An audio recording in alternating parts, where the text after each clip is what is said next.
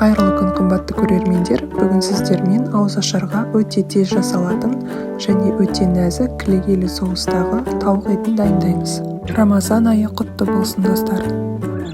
Ең алдымен жуылып тазаланған тауық етін ұзыншақ бөліктерге бөліп аламыз.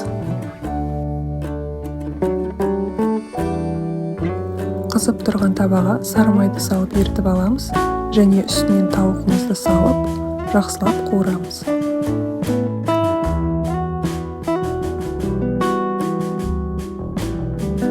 Дәміне қарай тұз бұрышын қосып, 10 минуттай баяу отта пісіреміз.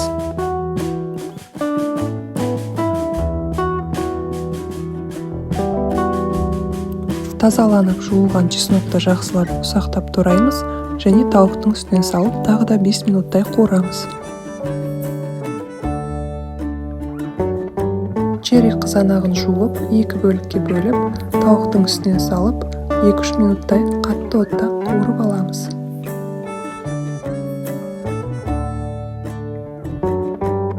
Отты ақырындатып, үстінен 20%-ық кілегейлі сүтті қосып, тағы да 5 минуттай қайнатамыз.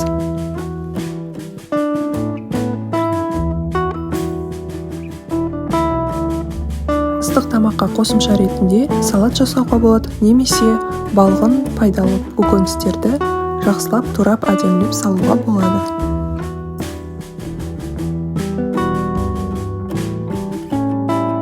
Гарнир ретінде тауық етінің астына кез келген өнімді алуға болады. Мен қатты бидай сорттарынан жасалынған макаронды суға пісіріп салдым.